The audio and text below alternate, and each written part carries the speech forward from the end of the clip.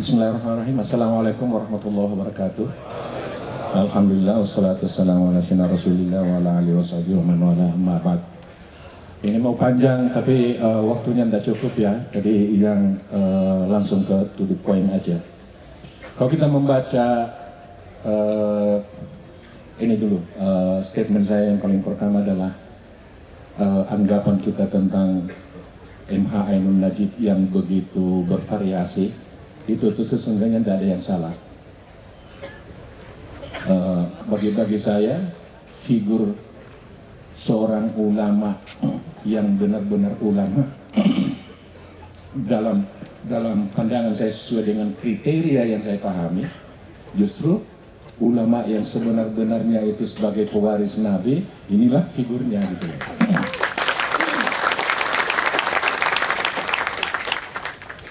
Tangguh di dalam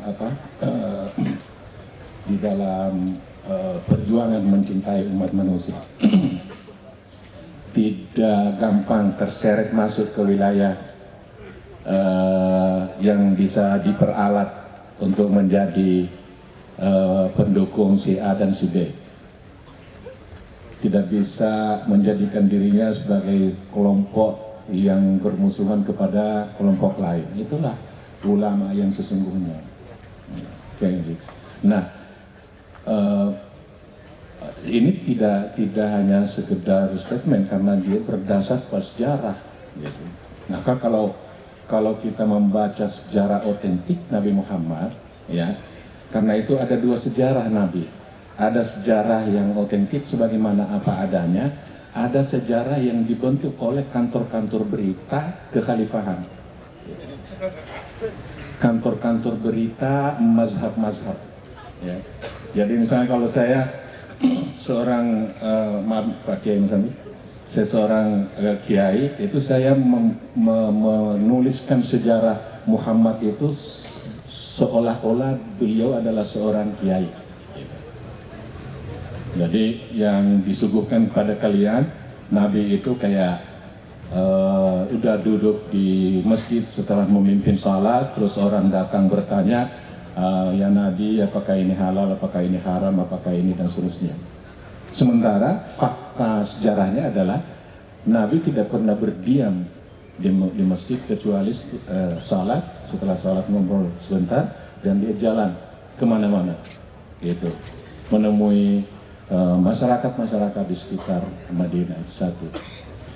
Karena itu maka atmosfer yang disinggung oleh Elsa Brang itu sesungguhnya atmosfer yang dilakukan, yang dicanangkan atau yang diciptakan oleh Rasulullah Muhammad di Madinah. Jadi kalau membaca Al-Quran itu kan ada Makkiyah, ada Madaniyah. Ada ayat-ayat yang turun di Mekah dan ayat-ayat yang turun di Madinah. Ayat-ayat di Mekah itu berbicara tentang ideologi, tentang penanaman keyakinan, tentang perjuangan, tentang apa. Ini nggak mempan sama orang Arab tuh. Nggak mempan. 13 tahun di Mekah, Rasulullah itu nggak mempan sama sekali. Dia cuma 73 orang yang bisa masuk di masa gabungan ke dalam barisan Rasulullah itu sampai hijrah. Maka di Madinah itu pendekatannya berubah. Pendekatannya berubah dan ayat-ayat Madaniyah itu adalah ayat-ayat yang berbicara tentang kemasyarakatan, hubungan sosial yang dibangun di atas dua pilar, persahabatan dan persaudaraan. Gitu. Kuntum ala syafa hufratin minan nari fa anqadhakum minha. Gitu. Kalian hampir berada di tebing pinggir neraka atau kehancuran, lalu Allah membebaskan kalian dengan persaudaraan antara Muhajirin dan Al-Ansar. Jadi kita membaca sejarah Nabi mempersaudarakan Muhajirin Al-Ansar itu lewat begitu saja, padahal di dalamnya itu ada pergantian, ada perubahan di dalam pendekatan, di dalam metodologi. Jadi kalau di Mekah itu Nabi berjuang menanamkan ideologi itu tidak mempan, karena orang-orang Arab itu menganggap bahwa yang diajarkan atau yang diajarkan oleh Muhammad itu adalah sebuah spekulasi besar. Ya, karena misalnya berhala-berhala yang mereka sembah, sistem kehidupan ya, di mana hanya orang-orang kaya yang orang-orang kaya, orang pemuka masyarakat yang boleh menikmati kehidupan, ada hamba-hamba sahaja, tapi dan justru kaum du'afa ini yang diperjuangkan oleh Muhammad supaya bisa memperoleh kesetaraan di Mekah itu. Tapi ini kan gak mempan. Yang mempan itu adalah di Madinah harus memberikan contoh bagaimana Islam itu dibangun gitu loh. Ini loh, jadi saya nggak perlu di Madinah itu nggak perlu mengatakan Islam itu hebat bla bla bla bla. Lihat aja contohnya. Lihat aja contohnya, struktur masyarakatnya egalitarian, ya kan? Ada persamaan hak, tidak ada diskriminasi, orang saling memaafkan, orang saling bersaudara, orang saling mencintai, saling menyayangi, dan seterusnya. Itu struktur masyarakat di Madinah yang diperjuangkan oleh Rasul. Maka karena itu, maka dalam surat-surat Nabi kepada orang-orang masyarakat di sekitar itu dalam membangun komunitas Madinah itu tidak mempersyaratkan kepada kepala-kepala suku itu untuk masuk Islam.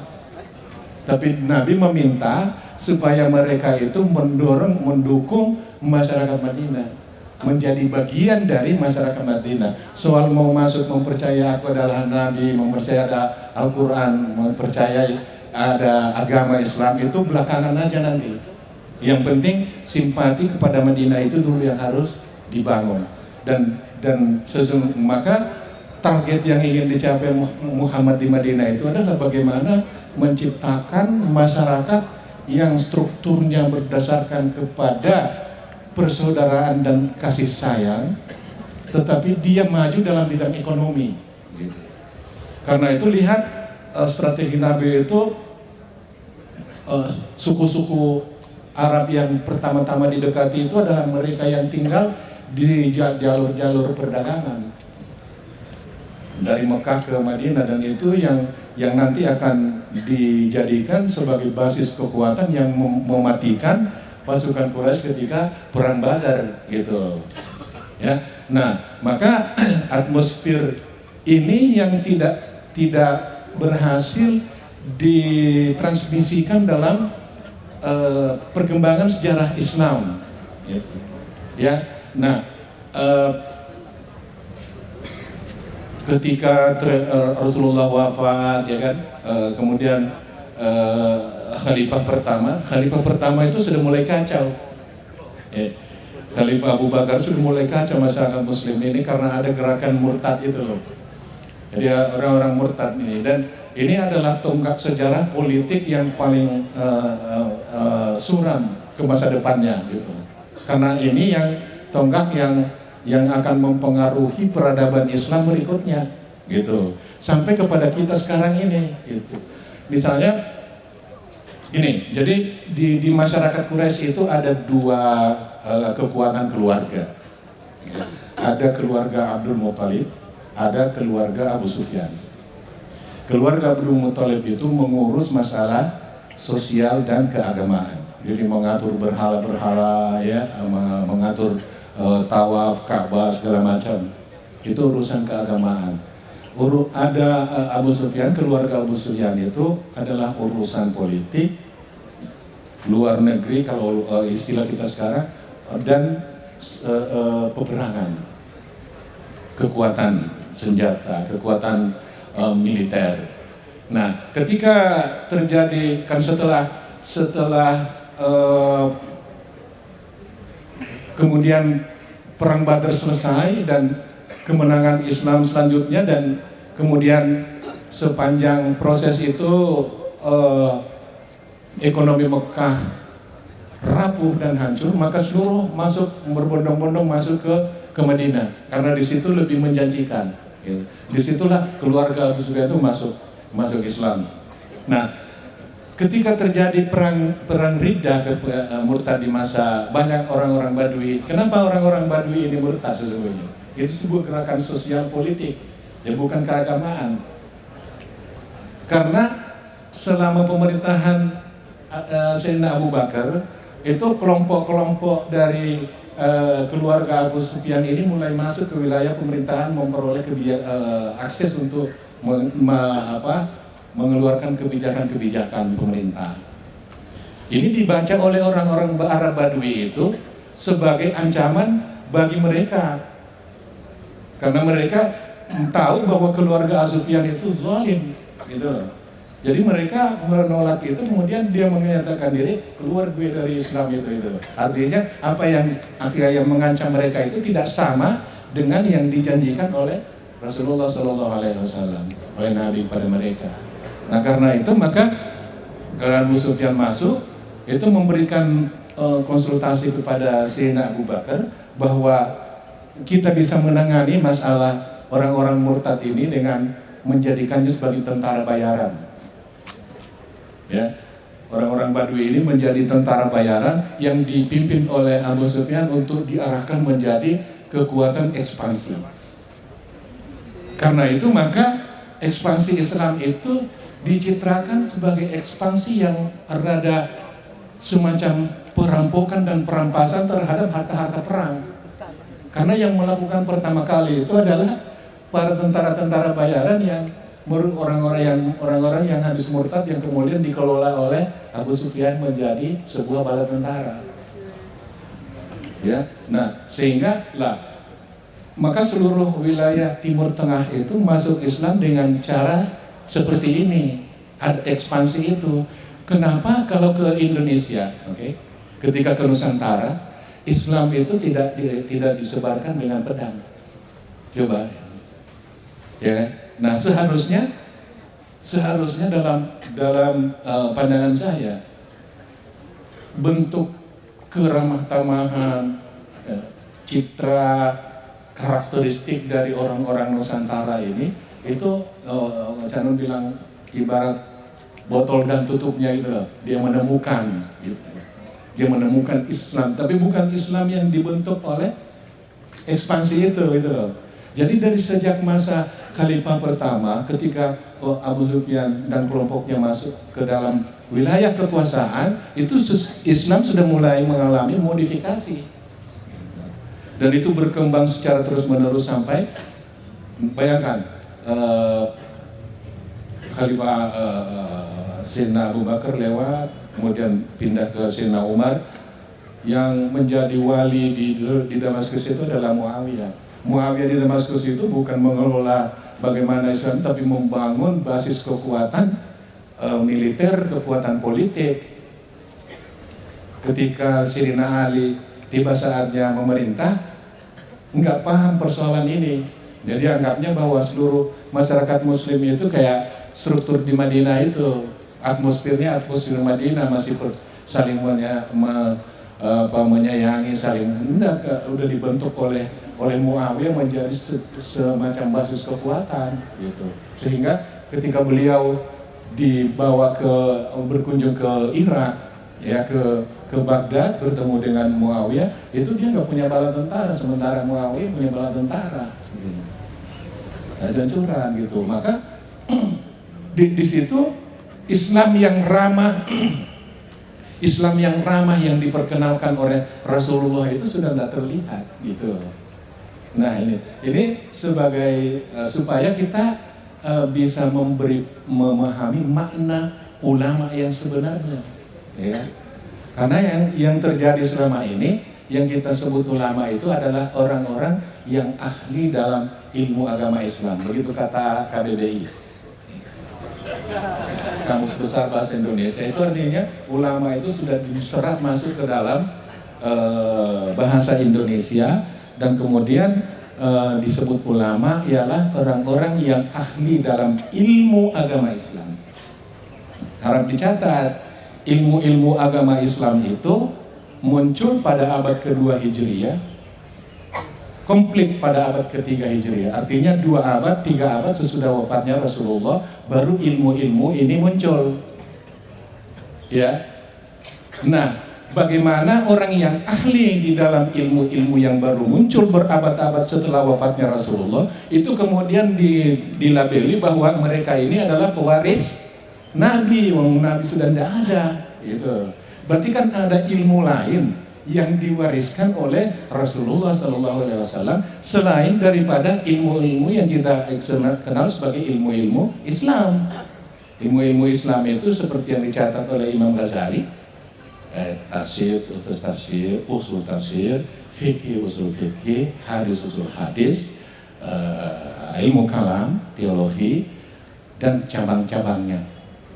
Itu ilmu Islam. Maka saya disekolahkan ke Al-Azhar itu 13 tahun untuk belajar ilmu-ilmu ini. Ketika saya pulang, saya bangkrut secara intelektual, tapi saya belajar ke Caknur.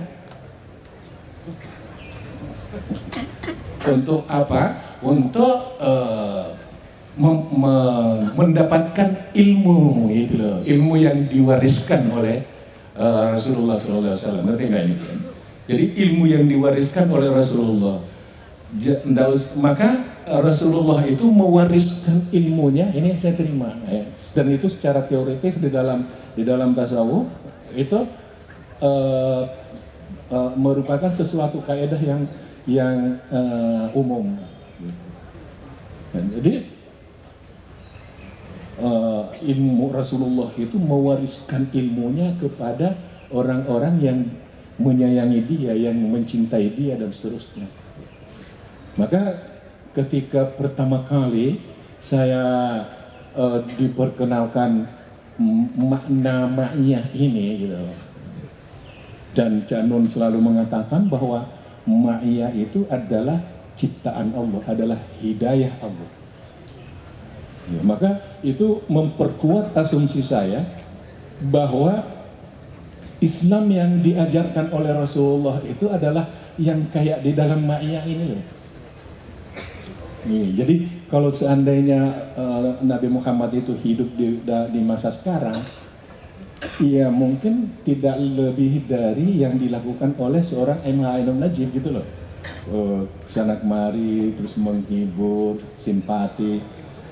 Saya tanya nih ya, misalnya kalau Cak Nun sekarang bilang, ayo kita perang, siap mati semua. Tidak ada satupun di antara kita yang nolak, kenapa? Kenapa? Karena itu membangun kesetiaan. Itu Rasulullah, gitu. Itu Rasulullah. Jadi tanamkan simpati dulu kepada orang, baru menawarkan sesuatu untuk dia bisa terima. Kalau orang sudah senang, kamu mau bilangin apa aja, itu bisa menurut dia, gitu loh. Harusnya dakwah Islam itu seperti ini, harus tampil simpatik. Itu enggak sebenarnya, gitu kan? Gimana orang mau simpati kalau kita menampilkannya serem, gitu. Dan jadi perkembangan terakhir ini itu justru saya sejak kemarin itu selalu bersyukur kepada Allah dan selalu senang, ketawa terus gitu loh. Karena hipotesa saya, asumsi saya itu kok seperti dibuktikan oleh Allah bahwa orang menganggap dirinya ahli Islam, tapi tidak merepresentasikan Islam yang sesungguhnya, dan Allah memperlihatkan bahwa yang kalian pandang sebagai sesuatu yang benar itu sesungguhnya adalah sesuatu yang palsu dari perkembangan yang ada sekarang ini. Ya, gitu. Jadi luar biasa. Maka kita bersyukur kalau kita diberi petunjuk untuk masuk ke ma'iyah gitu loh. Ini lebih dari sekedar hanya teknis-teknis ya. Misalnya Anda itu lebih bersyukur kalau di dalam hiruk pikuk dunia sekarang ini, setiap orang di media sosial, setiap orang, saya setiap kali membuka Facebook, membuka WA, pasti ada ceramah untuk saya. Seolah-olah setiap orang itu ingin menjadi guru, gitu. Dan itu membingungkan. Guru mana yang kita harus belajar kepadanya, gitu. Dan guru-guru yang ada ini itu semuanya ingin menguasaimu sebagai modal kapital apa itu ya. Kalau Nur Selamat bikin apa terus jamaahnya banyak, nanti kalau kalian banyak mengikuti saya, itu kan saya bisa jual kalian. Ya kan? Oh, dulu kalian ayo negosiasi, ini saya punya, nah itu dan seterusnya. Itu guru yang ada sekarang. Karena itu menjadi sangat seksi, ya. Kemudian orang semua ingin jadi guru, jadi setiap orang ingin jadi guru. Nah, saya bersyukur kepada Allah karena hanya berguru kepada MH Ainun Najib. Itu orang Ma'iyah yang mensyukuri gitu loh. Seorang sibuk-sibuk cari pemimpin, cari apa, aku sudah punya pemimpin dunia akhirat. Ya, gitu. Ini harus disyukuri. Maka atmosfer yang dibangun oleh Rasulullah itu ada di dalam Ma'iyah ini. Jadi maka kalau menurut saya, kalau orang mempunyai jangan menjadi legendaris gitu loh, bersifat mitologi dan seluruhnya, kan itu wajar saja bagi seorang MH Ainun Najib. Bahkan bagi saya ya kan, kalau misalnya gini, dalam pengertian epistemologi atau cara-cara mengetahui itu kan kita ada konsep seolah-olah semacam imanensi, jadi seolah-olah ide-ide itu turun ke dalam wilayah akal yang ditangkap oleh kita. Bagi saya ilmu itu adalah semacam hamparan loh mahfud gitu loh, ya, hamparan loh mahfud. Dia nggak terlihat tapi terdeteksi, di mana seluruh kalamnya Allah itu menulis di dalam loh itu gitu. Nah, menurut pandangan saya, Canun itu bisa membaca ke sana gitu loh. Ya, dia mempunyai diberi akses oleh Allah Subhanahu wa taala. Tetapi kan dia tidak bisa menampakkannya, dan ini sesuatu yang secara psikologis itu luar biasa gitu. Misalnya Al-Hallaj itu dikasih akses nggak bisa bertahan, ya kan ya. Al-Hallaj itu nggak bisa bertahan, bahkan Ibnu Arabi kan tidak bisa bertahan. Dia mengatakan bahwa aku didikte oleh Tuhan untuk menulis ini, gitu. Kan dia nggak tahan. Kalau Canon kan jalan sembunyi. Jadi puisinya itu disembunyikan di dalam kata-kata, gitu. Jadi kan, nah maka mereka nggak salah, ini nggak salah, nggak bisa, karena memang sudah sewajarnya begitu. Jadi seolah-olah Allah membangkitkan Ma'iyah ini untuk untuk memperlihatkan kepada dunia, kepada kita semua, bahwa ada Islamnya Muhammad itu yang diperkenalkan seperti ini saja.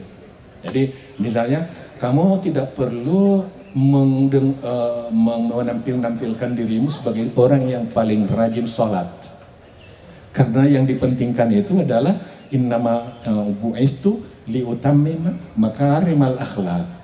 Jadi yang seharusnya ditampilkan dari keislaman kita kalau mau ikut kepada Nabi adalah akhlak, perilaku yang baik, bukan kesolehanmu, bukan keibadahmu, bukan.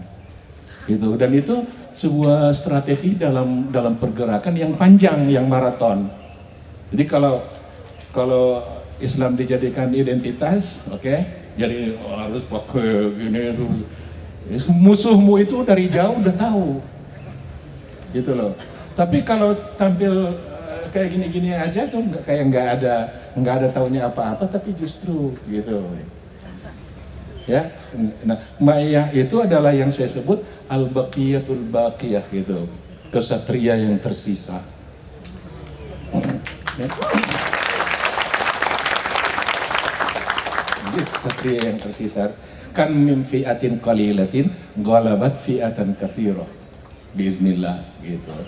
Jadi betapa banyak kelompok yang kecil elit gitu, tapi dia mengalahkan yang besar. Ya, itulah dia Ma'aya al-baqiyatul baqiyah, kesatria yang tersisa. Nah, dalam konteks itu ketika Canon bertanya misalnya, apakah yang diajarkan oleh Rasulullah secara langsung? Itu adalah bagaimana memahami hidup dan mengerti hidup. Mengerti manusia dan mengerti Allah. Itulah orang yang ahli dalam mengerti tiga hal ini, itulah yang ulama yang sesungguhnya. Karena itu maka dalam perilakunya itu selalu menjadikan dirinya sebagai lambang dari kearifan dan kebijaksanaan. Harus selalu bijaksana. Kenapa? Karena dia mengerti manusia. Dia mengerti Allah. Jadi mengerti Allah itu tidak mesti saya sebagai konsepsi teologis, ya kan? Kayak kalau yang bangga-bangga jadi ahlus sunnah gitu kan. Kalau menurut saya tidak usah bangga-bangga amat jadi ahlus sunnah, karena ahlus sunnah golongan yang pertama kali mendapat julukan kafir itu adalah ahlus sunnah oleh Mu'tazilah. Tahun 137 Hijriah Mu'tazilah berkuasa, dan orang-orang yang berbeda dengan Mu'tazilah itu adalah kafir, antara lain adalah Ahlus Sunnah wal Jamaah. Jadi kalau bangga dengan Ahlus Sunnah wal Jamaah, kalian yang pertama dapat julukan kafir. Nah, maka memahami Allah itu, mengerti Allah itu bukan konsepsi teologis, karena Allah itu tidak mungkin dikonsepsikan. Apapun kata Nabi, ma kullu ma khatara ala balika fallahu bi khilafi, adapun yang terbetik dalam benakmu, Allah bukan itu. Allah tidak dikonsepsikan, Allah tidak dipikirkan, tapi dia dirasakan gitu. Dan untuk merasakannya itu Anda harus membangunnya di atas cinta dan kasih sayang. Itu yang diajarkan di dalam Ma'iyah gitu. Ya, jadi maka kalaupun kita meneliti ajaran-ajaran utama, ya kan, misalnya tadi syahadat, kemudian harus sholat, harus zakat, harus puasa. Coba dari pemaknaan yang di dalam Al-Quran disebutkan ayat-ayat itu semuanya berujung pada perilaku. Inna sholata tanha anil fahsya'i wal munkar, bahwa salat itu mencegah kamu, berarti kamu tidak melakukan sesuatu yang kejahatan dan kemungkaran. Itu kalau orang salat pasti. Tapi karena salatmu itu nggak pernah efektif. Kenapa nggak efektif? Karena kamu tidak menyaksikan Tuhan. Kamu tidak menyaksikan Tuhan karena kamu membuatnya dalam konsep-konsep teologi yang berkotak-kotak, kan gitu. Dia adalah sang mutlak yang sangat mutlak dan absolut gitu. Tetapi dia sangat lebih dekat kepada urat leher, kan gitu. Coba misalnya gini, kamu menghadapi sesuatu apapun yang muncul dalam jiwa, dalam kesadaranmu itu adalah Allah, aku mohon pertolonganmu. Itu secara otomatis saja. Tidak ada konsepsi yang muncul bahwa Allah itu maha mendengar, maha apa, maha, tidak ada. Yang ada itu adalah refleksi dari dirimu. Ini yang disebut intuisi keagamaan. Ya. Nah, intuisi keagamaan itu yang ingin dibangkitkan oleh ajaran-ajaran agama Islam ini. Mengapa disuruh untuk secara frekuentif melakukan salat, melakukan ibadah, supaya bisa, ini kelemahan saya, supaya bisa membangkitkan intuisi keagamaanmu dengan dua syarat. Intuisi keagamaan itu muncul, orang bangkit nuraninya dan akal sehatnya gitu. Jadi nurani dan akal sehat inilah yang menjadi prasyarat bagi orang untuk mengakses Al-Quran. Bukan bahasa Arab. Kalau orang mengatakan tidak boleh akses kepada Al-Quran kalau tidak tahu bahasa Arab, berarti dia mengingkari ayat itu. Wa ma arsalnaka illa rahmatan lil alamin. Jadi Al-Quran itu ditujukan kepada seluruh alam semesta. Jadi siapapun bisa akses ke dalam Al-Quran itu intinya dia yang memiliki akal sehat dan hati nurani. Coba aja, orang ahli dalam bahasa Arab, ahli dalam fikih, ahli dalam tafsir, ahli dalam ilmu-ilmu agama Islam itu, tapi nggak punya nurani, percaya? Nggak percaya. Dia nggak punya akal sehat, percaya? Nggak bisa, nggak efektif. Berarti prasyarat utama masuk ke wilayah Al-Quran itu adalah, dan wilayah Al-Quran itu bukan kitab hukum, dia adalah way of life, dia adalah pedoman hidup yang harus menjadi inspirasimu setiap saat.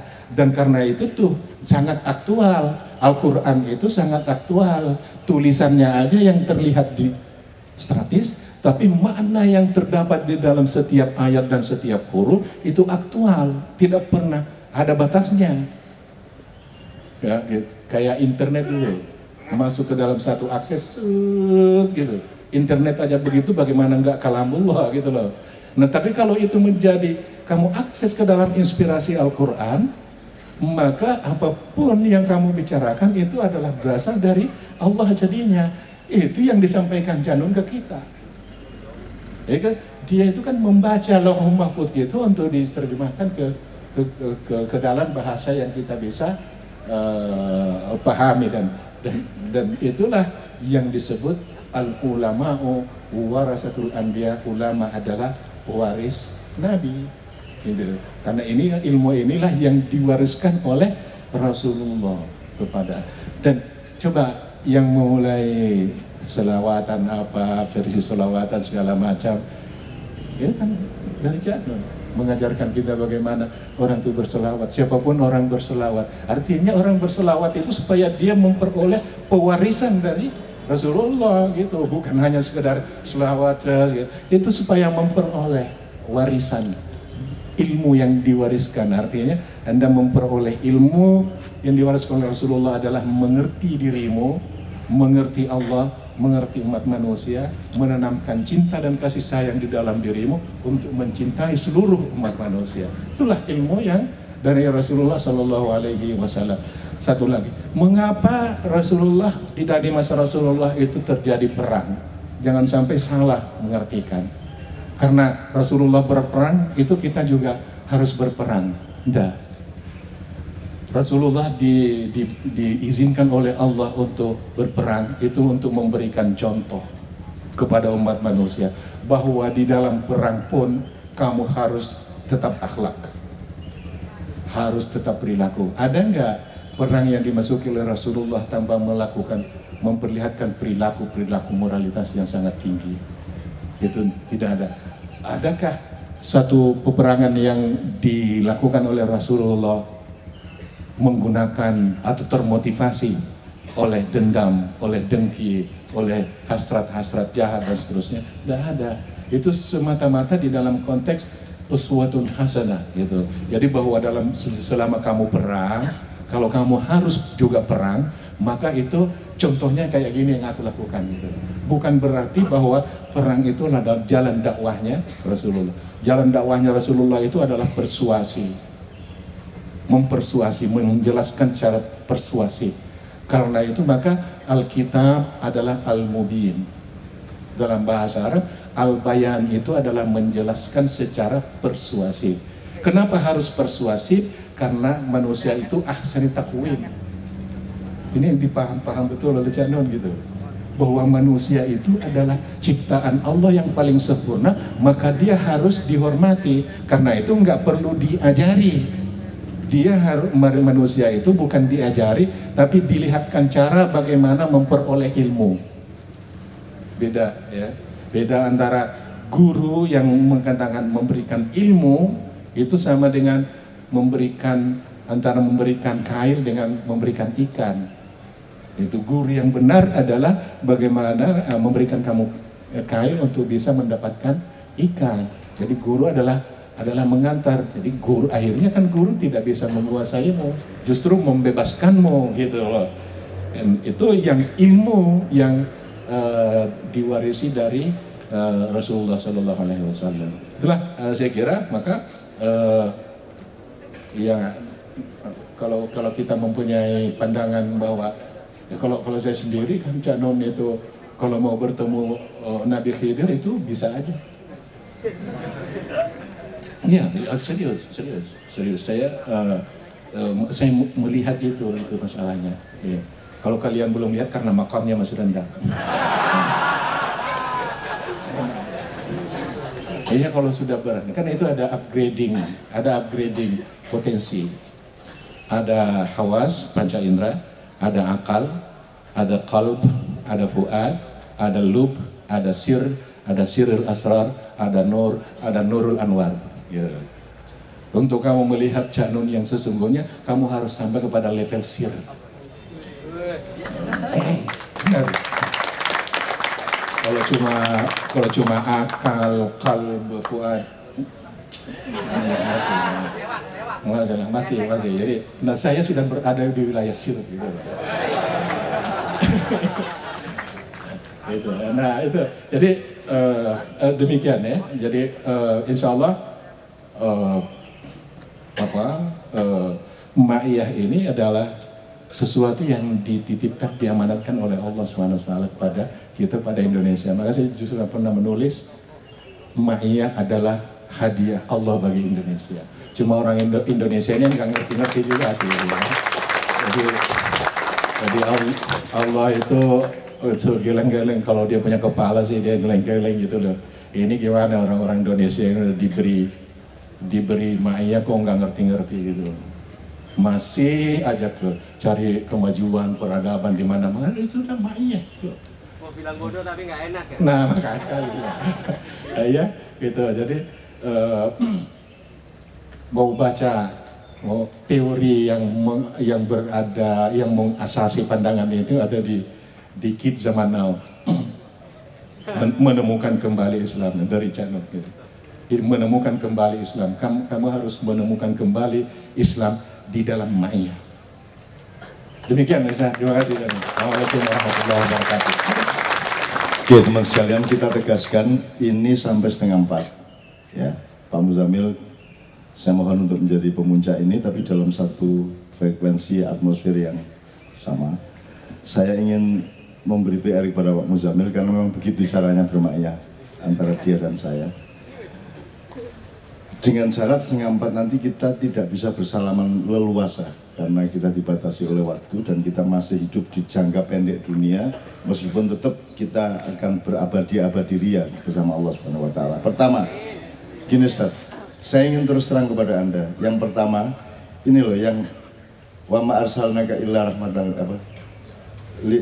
lil alamin sama wa ma itu illa li utamima makarimal akhlaq. Gini. Jadi gini loh. Teman-teman sekalian, kalau Anda baca teks Quran, itu salah satu transformator untuk Quran sampai kepadamu. Itu lewat kata, lewat huruf, lewat pemahaman-pemahaman literer ya. Tapi itu hanya di bawah 50% dari Al-Quran yang bisa sampai kepadamu. Jangan dipikir Allah itu begitu bodohnya sehingga hanya harus lewat kata-kata gitu sama Anda. Gitu loh. Jadi gini, jadi ternyata gini kasusnya teman-teman sekalian. Tadi kan, pokoknya asal kamu mengaktifasi akal sehatmu, jangan akal sakitmu.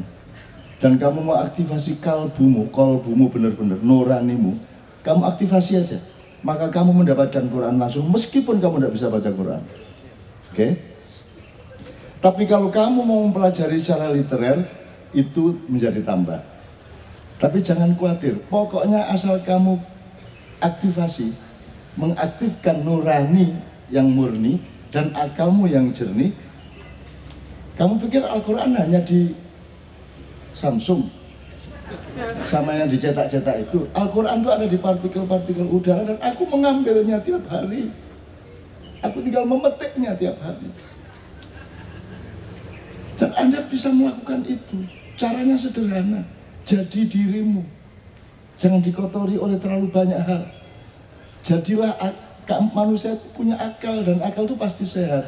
Aktifkan itu, nuranimu aktifkan, cintamu aktifkan. Kamu mendapatkan Quran lewat udara, lewat partikel-partikel, lewat zat-zat, lewat angin, lewat daun, lewat apa yang kamu lihat apa yang kamu dengar. Al-Quran datang kepadamu karena subjek utamanya Allah sendiri yang berfirman. Bukan kamu meminta Quran, Allah sendiri yang berfirman dan kita menjadi sasaran firman itu. Itu luar biasa. Anda tinggal memetiknya, tinggal menyerapnya, tinggal menikmatinya. Bahwa kemudian Anda menghafalkan Quran, alhamdulillah. Bahwa kemudian Anda belajar bahasa Arab, alhamdulillah bisa tambah. Ya. Tapi Anda aktifkan saja itu sudah cukup. Sebenarnya sudah menjadi Muhammad. Kelak Anda sudah menuju menjadi Muhammad. Maka doa kita dari sejak tahun 74 saya menulis Muhammad kan hamba. Muhammad kan hamba. Satu. Nomor dua, teman-teman sekalian, saya mohon doa. Ma'iyah ini bukan sekedar hadiah dari Allah untuk Indonesia. Ma'iyah ini adalah gerbang dari perubahan peradaban dunia di segala bidang. Dari pola berpikir, ideologi, sampai urusan matematika, fisika, ilmu sosial, apa saja. Ya, apa saja. Dunia akan terjungkal dengan cara yang sekarang dia sedang tempuh. Dan maknya sudah menyiapkan solusinya. Tingkat dunia. Sekarang Allah baru kasih separuh kurang. Allah bertahap menciptakan alam semesta aja dia bikin 6 hari belum bisa langsung semuanya. Tapi Allah bertahap, Allah evolusioner. Allah juga kompromi terhadap ciptaannya sendiri karena dia sudah terlanjur manusia itu evolusioner, maka Allah juga berevolusi. Sekarang ini orang belum melihat Anda. Yang orang lihat adalah orang kumpul sampai jam 3, jam 4 pagi. Dan orang tidak mengerti dalamnya kenapa orang berkumpul. Orang tidak punya analisis. Karena mereka tidak pernah mengaktifasi akal sehatnya, intuisinya, dan seterusnya. Udah, jangan sedih. Tapi Allah akan kasih yang Anda tidak bisa mengelak. Dunia tidak akan bisa mengelak.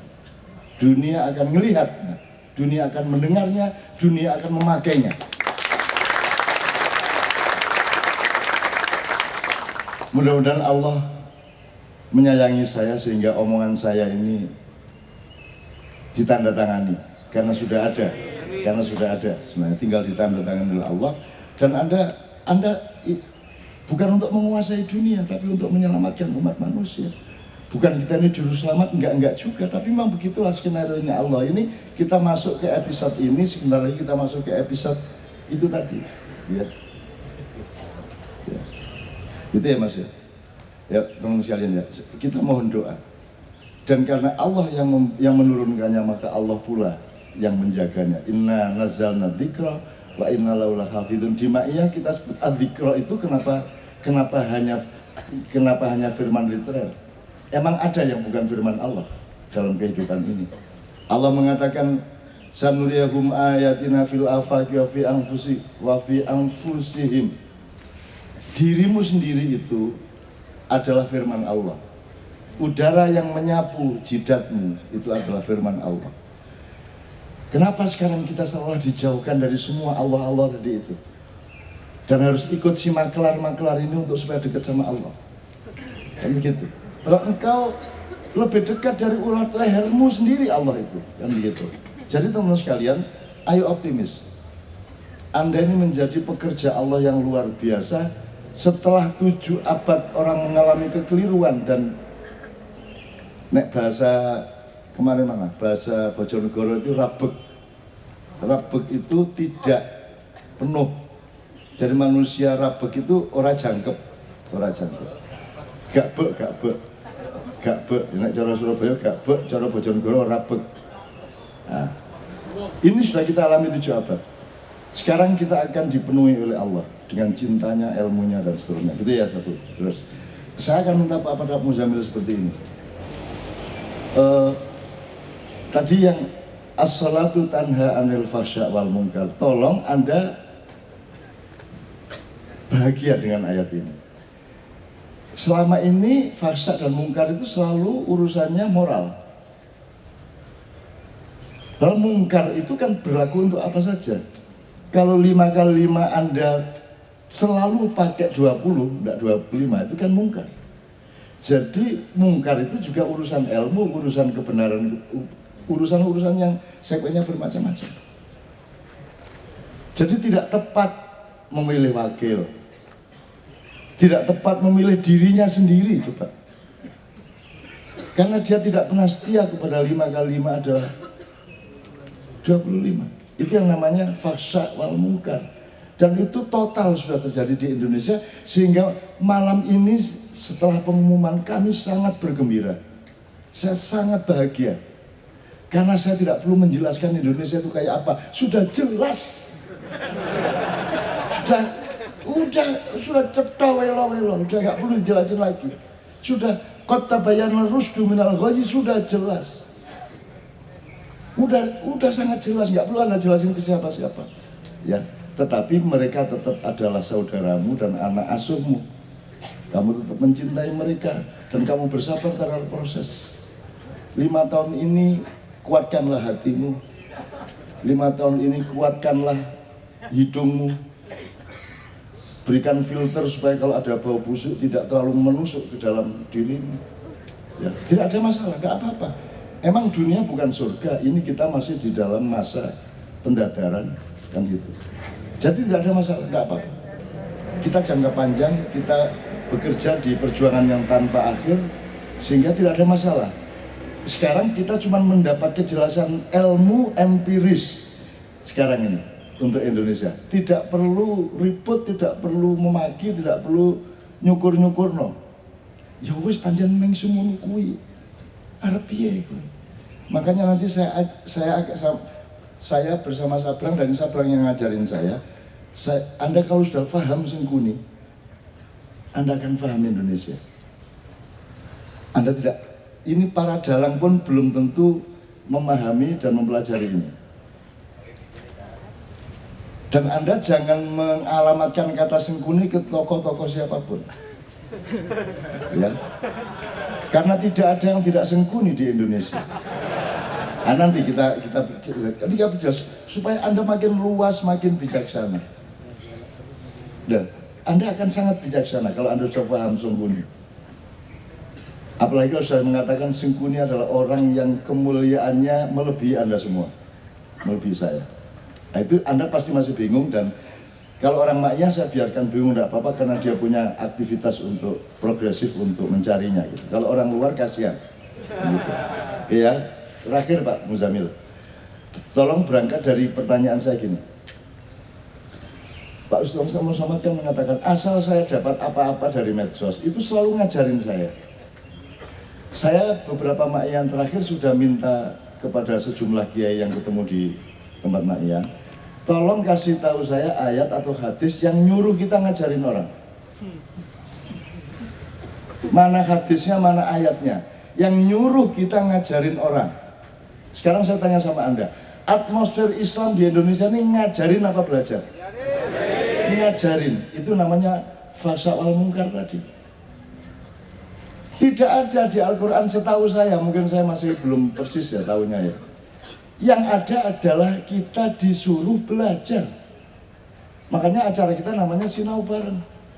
Jadi yang dijadikan sasaran adalah setiap orang disuruh belajar. Bahwa ada orang yang mengajar karena diminta oleh orang yang belajar. Tidak tiba-tiba kamu ngajarin orang. Sementara atmosfer utama kita sekarang adalah totor-totor. Ini bahasa Surabaya, totor-totor itu artinya nyeramain orang terus.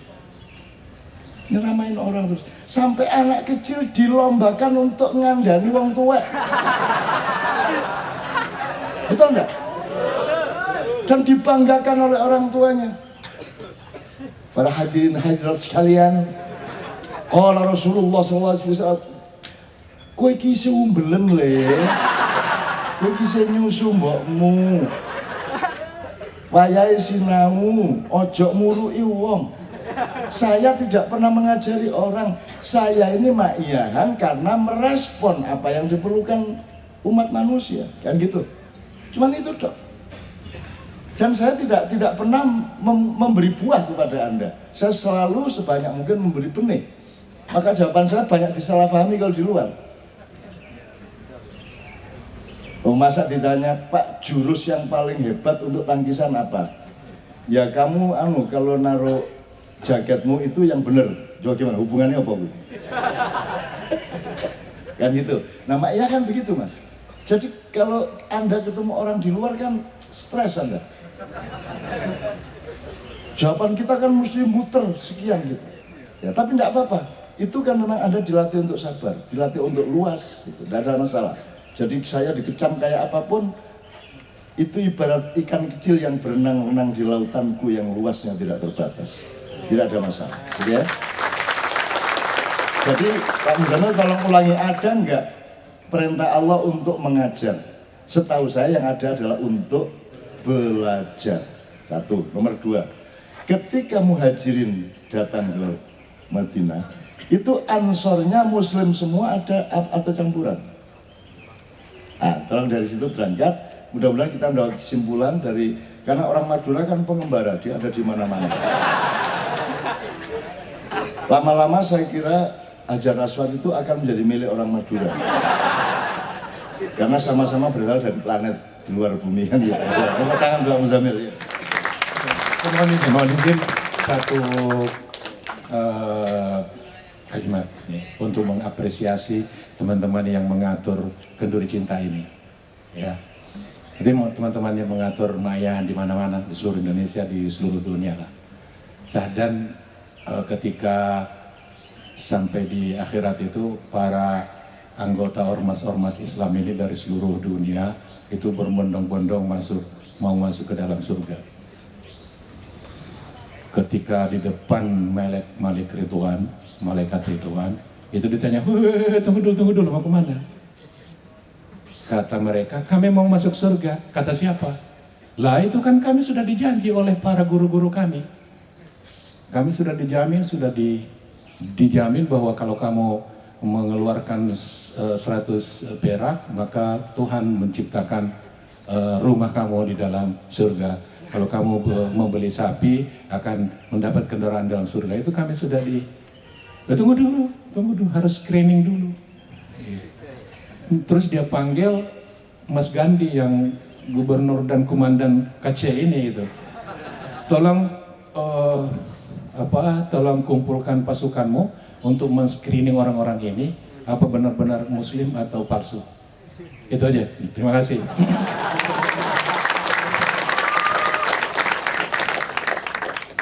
Baik, terima kasih.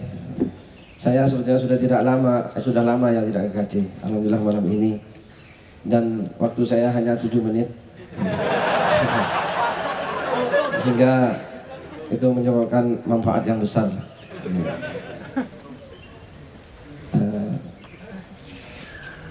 Satu, apakah ada ayat dalam Al-Quran yang merintahkan mengajar?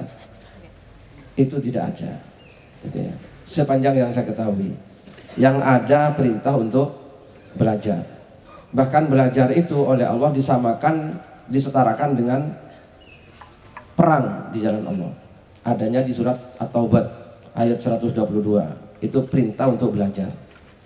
Disamakan dengan orang yang pergi ke medan perang. Jadi yang satu pergi ke medan perang untuk berperang melawan musuh, yang satu pergi untuk menuntut ilmu, itu sama. Jadi sama-sama jihad akbar. Belajar jihad akbar, perang itu juga jihad akbar. Itu kalau masalah itu ya. Selanjutnya yang kedua, masalah persentase umat Islam di Madinah pada saat Rasulullah menandatangani membuat piagam Madinah itu hanya 15%. Gitu ya. Jadi 85% itu masih bukan beragama Islam. Itu kam min fi'atin qalilatin ghalabat fi'atan katsiratan biidznillah, itu ya itu ya. Syekh Muhammad tadi mengatakan bahwa banyak kelompok yang kecil bisa menguasai kelompok yang besar, yaitu contohnya. Jadi Rasulullah itu 15%, tapi Rasulullah yang bisa mengatur isi perjanjian bersama itu, wathiqah madaniyah itu. Gitu ya. Jadi hanya 15%. Jangan kok kita anggap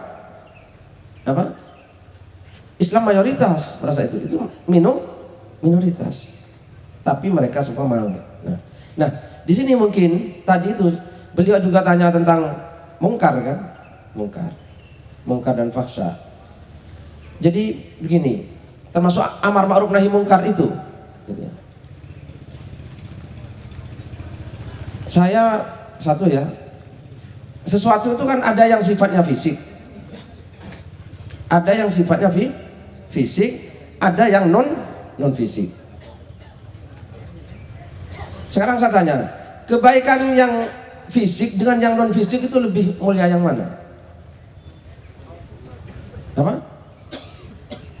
Kan yang non fisik sebetulnya. Karena yang fisik itu kan bisa dibikin-bikin.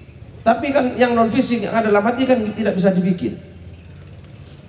Saya kan bisa berpura-pura menyantuni sampean.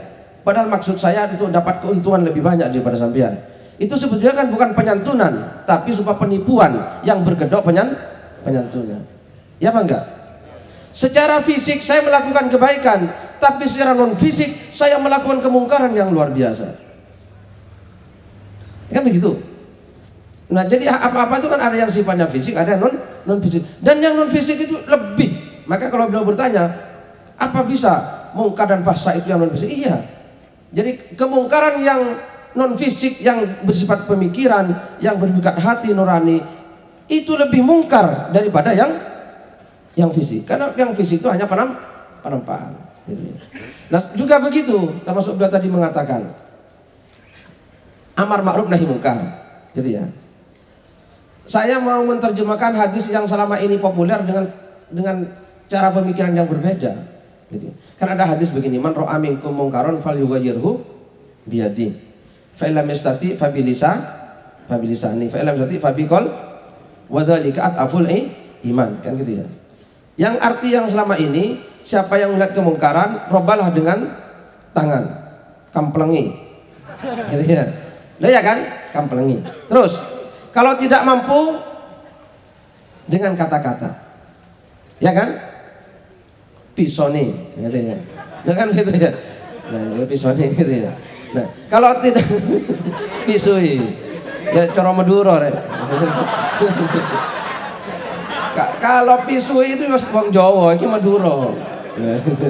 Coro Jawa versi Madura. Oh, ini masalah domba ini. Kalau orang Madura itu yang punya kambing yang kalau dipukul bisa keluar uangnya. Nah iya masalah ya, di Madura itu dulu ada kontes kambing diadu gitu loh ya. Hadiahnya 300.000 gitu ya. 300.000. Nah akhirnya sudah milihnya orang Madura itu menang. Karena menang dapat hadiah 300.000. Nah saking gemetarnya terima uang 300.000 itu jatuh. Akhirnya dimakan oleh kambingnya. Uangnya itu. Oh emang yang menang kambingnya bukan orangnya kan? Dimakanlah oleh kambing uang 300.000. Nah, tuh datang orang lain. Gak usah risau. Ada caranya mengeluarkan uang dari kambing. Kasih minum kopi. Nah gitu.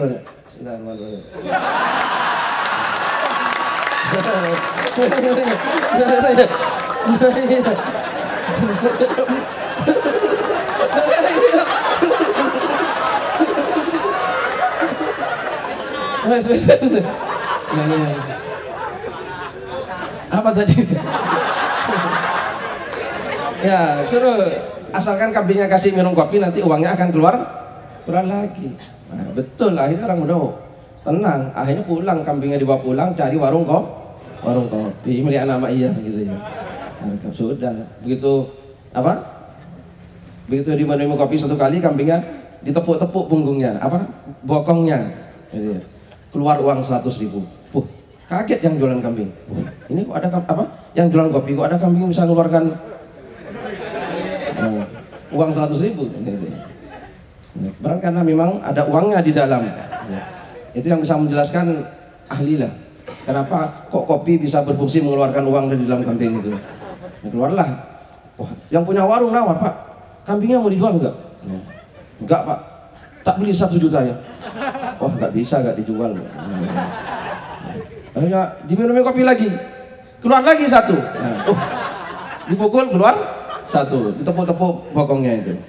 200.000. Pak, tak beli 10 juta. Oh, enggak dijual. Enggak ada jualannya itu. Diminum kopi lah. Ditepuk-tepuk keluar lah. Pak, 25 juta ya. Ya saya kasih ganda. Karena uangnya sudah habis kan.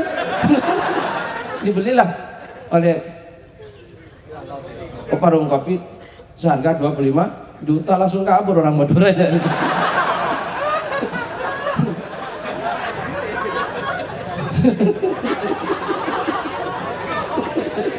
Wes itu urusan domba lah, urusan kambing Madura, ya kambing dan orang Madura. Kalau urusan di laut gak usah dibawa ke darat ya. Apa tadi saya cerita? Apa? Nah, merubah dengan lisan, gitu, merubah dengan lisan. Terus kalau tidak mampu, rubahlah dengan hati. Nah, terus kita artikan dan merubah dengan hati itu selemah-lemah iman. Itu kan versi umum. Ya apa enggak? Padahal dokfun itu sebetulnya bisa diarti dokfun mudho'afa itu berlipat-lipat, bukan lemah. Merubah dengan hati itulah berlipat-lipatnya iman sebetulnya. Lo masa merubah dengan hati lebih rendah daripada dengan mulut? Ya apa enggak? Masa dengan mulut lebih rendah dengan tangan? Orang yang untuk merubah orang harus mukul, ini orang yang belum jero. Lah ya apa enggak? Belum jero. Orang yang harus merubah sesuatu harus dengan apa? Mukul, belum jero. Orang yang mau merubah harus dengan miso juga belum jero. Tapi lek wis jero nganggo ati ono uang ya wis rawani, wis ojo rek sungkan rek. Nah, kan gitu. Nah, mudah-mudahan teman Mbak Iya bisa seperti itu amar ma'ruf nahi mungkarnya. Jadi di mana sampean ada membuat kemungkaran itu sungkan lah orang melakukan kemungkaran. Sampean nggak usah perlu apa? Ya, nggak perlu miso ini, nggak perlu mendung-mendungi. Nggak perlu nge-share nasihat. Tapi ketika sampean ada, semua merasa aman. Dan itulah Islam, gitu ya. Itulah Islam kan gitu. Sunan Kalijogo itu mengartikan Islam kan tidak syahadat, tidak kok ya syahadat ya, tapi kan bukan langsung begitu caranya Sunan Kalijogo, gitu ya. Ayo syahadat kan tidak. Sunan Kalijogo hanya bilang urip kudu urup. Wong Jawa. Itu lek wis urip kan wis Islam sebetulnya. Ya apa enggak? Sunan Kalijogo ngandani apa? Memayu hayuning bawono. Nah, itu kan kata Sunan Kalijogo. Yaitu iman kan? Mengamankan dan seterusnya. Ya, saya kira itu kata pamungkas dari Madura. Terima kasih.